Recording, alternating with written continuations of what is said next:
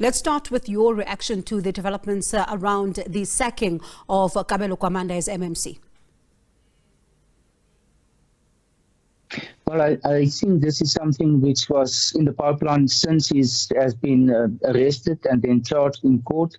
And when he was now released from his position in the mayoral committee, it was just impossible for him to continue in this, given the fact that he has been in this position. If he was an ANC member, he would have been expected to step aside in any case. So I think the ANC, to a large extent, actually applied their own rule to him as a member coming from Jama-ah. Do you think it should have happened sooner? Yes, I think the moment he was arrested and appeared in court, it should have happened, actually. It's very difficult to understand why he could continue for almost 2 weeks since then, and what was the justification for that. I think the fact that he's not an ANC member, but is coming from Jama-ah, Jama-ah is part of the government of national unity. Possibly there was some consultations before this final decision was made. And there are, of course, concerns, as the mayor says, that he says he wants to ensure that there's no interruption to service delivery as far as the city of Johannesburg is concerned. When you look at developments in the city of Johannesburg over time, there have been concerns around stability in council, stability when it comes to service delivery. How key is this, that the city ensures that there's a smooth transition, but also at the same time that residents are not going to be disadvantaged when it comes to services?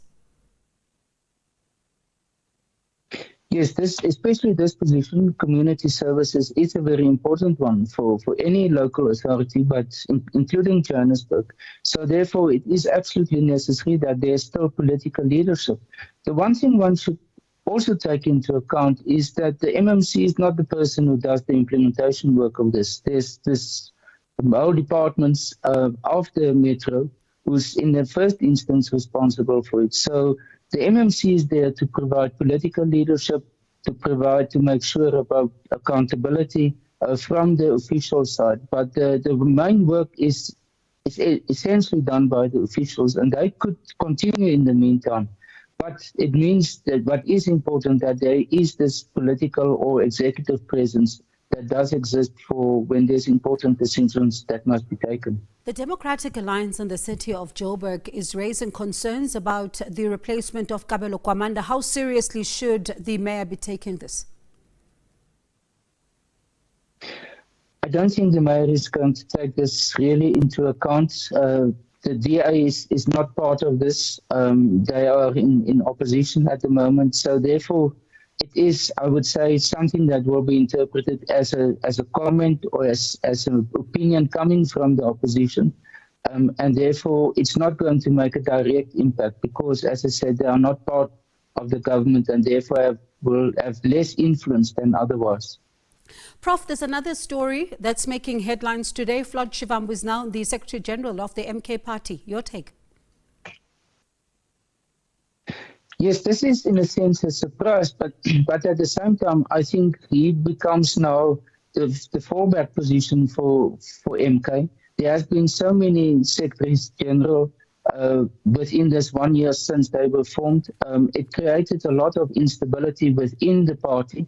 The party has to stabilize or actually develop their organizational structure because in 3 provinces, they receive support, but in the other 6 provinces, not.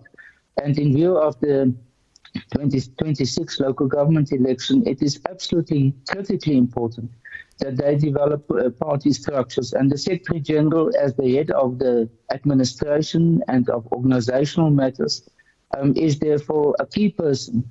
Floyd Shivambu is, I would say, the most experienced person amongst the top of MK, if we look at the leadership that they have at the moment. So he is possibly best placed, although he was the deputy president of the EFF, and therefore more involved in, let's say, the political work and not so much the organizational work. I think he, with his experience, more than 10 years in the EFF, is possibly the person who can do something and has the experience of how to build up a party from completely new to where the EFF is now. Prof, you mentioned something very crucial there around the support in the three provinces. You look at, a bit in Gauteng, you look at Mpumalanga, you look at KwaZulu-Natal. Looking at where they are now, and as you say, the developments in this party over time, will they be able then to grow their base beyond, KwaZulu-Natal, beyond Gauteng, beyond, in fact, Mpumalanga as well? Well, that's the uncertain element, and that is the way in which the party presents itself, the identity that it is developing of what MK really is as a political party. What do they stand for? Who do they want to represent? That's going to be of absolute decisive importance. For example, if you look at provinces neighboring KwaZulu-Natal, the Eastern Cape, there MK almost didn't receive any support. Very close to them in Limpopo, they received less than 1%, while in KwaZulu-Natal, 45%, Mpumalanga, 18%, and Gauteng, 9%. So there's something about the party that makes it, in a sense, attractive for some in some provinces, and for the other provinces, there's almost no attraction. And that will be the challenge of Floyd Shivambu and the leadership. How to make MK a national party and not a party only of a regional character. Given the recent developments, do you foresee more EFF members leaving the party for the MK?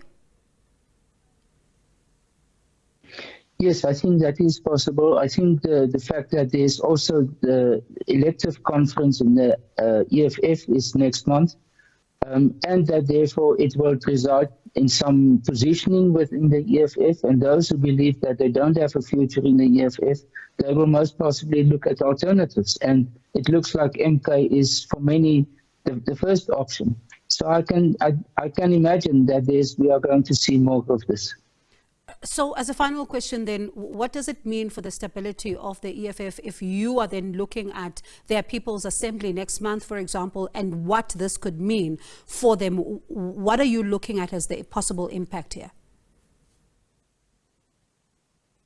Well, it's what we don't know is to what extent it has an impact on their ordinary membership and their ordinary supporters. What we are seeing at the moment is the movement at the top, the leadership, the prominent persons within the EFF. But it happens very often that there's movement between political parties of persons moving from the one to another party. But it doesn't mean that they take with them necessarily a whole constituency of supporters.